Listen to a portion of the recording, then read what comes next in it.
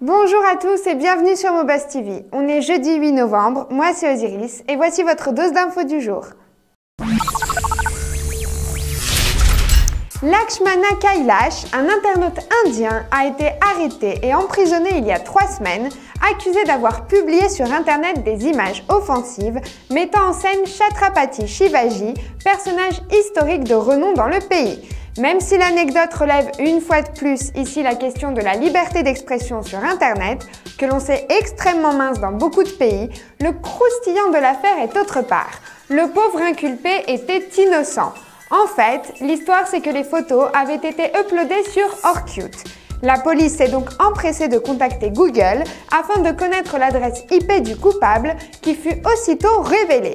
Jusque-là, ok. L'erreur judiciaire est venue ensuite, car RTL, contacté pour identifier le propriétaire de l'adresse, s'est trompé et a fourni le nom d'un innocent. Fraîchement sorti de prison, la victime ne sait plus vers qui se tourner pour se venger. La police, Google ou RTL?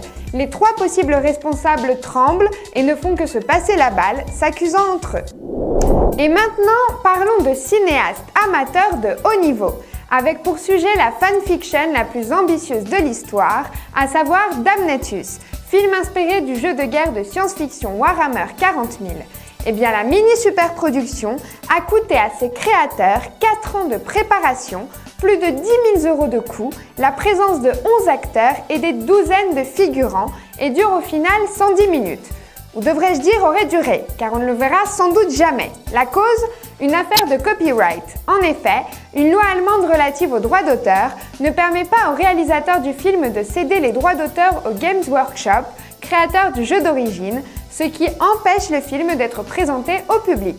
Pour vous consoler, voici un petit morceau.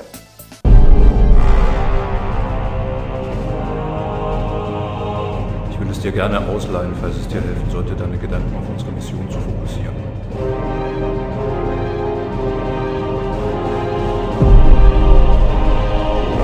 Fini les cigarettes pour les mineurs, et cette fois-ci, c'est peut-être pour de bon. En tout cas, c'est ce que promet ce distributeur de cigarettes qui intègre un système de reconnaissance faciale qui prend un cliché de votre visage et l'analyse avant de vous dire si oui ou non, vous pouvez vous acheter votre paquet. Et mieux encore, si vos traits ne permettent pas de certifier distinctement votre visage, votre pièce d'identité sera requise. Bon, c'est marrant comme invention, mais est-ce que ça sert vraiment à grand chose? Tenez, en France, pas de distributeur, c'est aussi simple que ça. Et puis les enfants ne sont pas idiots, il y a toujours le super truc de l'envoi du grand frère ou de la grande sœur. Et puisqu'on parle d'enfants, place à l'histoire suivante. Dans une école du comté de Greene, aux États-Unis, une grande préoccupation est à l'ordre du jour. Les dirigeants de l'école craignent que les étudiants utilisent les ordinateurs mis à leur disposition pour échanger des documents pornographiques, chose qui pourrait être faite dans n'importe quelle école du monde. La différence ici, c'est que les vidéos en question sont des vidéos amateurs, fruits de la réalisation des étudiants eux-mêmes. L'affaire a été découverte lorsqu'un élève de 16 ans envoya une vidéo porno tournée par lui-même à sa prof, vidéo qui était originairement destinée à sa copine. Détail technique, la vidéo avait été tournée à travers la webcam de son MacBook. L'école est en train de penser à faciliter aux élèves des appareils munis d'une capacité de production plus faible ou alors de leur couper Internet, même s'il va être dur pour eux de convaincre les garnements d'arrêter leurs bêtises. Internet peut faire ressurgir de vieux démons que l'on pensait disparus à jamais.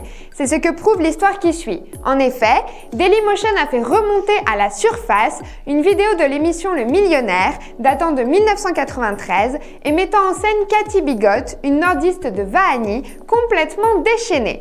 À l'époque, TF1 avait heureusement coupé les morceaux les plus compromettants de la séquence et la vidéo non censurée, d'une durée de 9 minutes, n'avait pas été diffusée. Mais voilà, à la fin de l'été dernier, tout a refait surface au grand désespoir de la famille qui se sent humiliée et salie et a même porté plainte pour que la vidéo soit retirée de la toile. Mais porter plainte contre qui? Car personne ne sait qui est le responsable du upload. La Française des Jeux saute toute responsabilité et dit que tout participant de l'émission repartait toujours avec une cassette du programme. Mais de toute façon, à qui la faute? Enfin, je vais dire, ok, c'est humiliant, mais il s'agit d'une émission publique, rien de privé. Et tout le comique de l'histoire réside dans le comportement ridicule et hystérique de la protagoniste, rien d'autre. Je vous laisse avec un bout de la vidéo pour que vous vous fassiez une idée. Gros bisous et à demain sur Mobuzz TV. Ciao. Tu as fait tout ce qu'il t'a Mais il est raconté. plus beau en Un candidat naturel, normal, hein. il ferait pas À ça. la télévision, hein. Vous faites plus jeune. C'est Patrick Sébastien, là. Hier soir, je vous ai entendu jusque minuit moins le quart.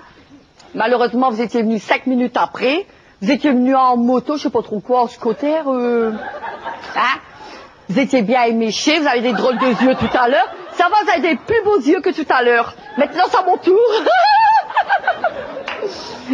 Mais moi, j'ai bien travaillé cette nuit avec lui. Bon, D'ailleurs, on va aller tourner là-haut. non, mais mon lit était tellement grand qu'il cherchait après moi, il était en colère, il m'a jamais trouvé.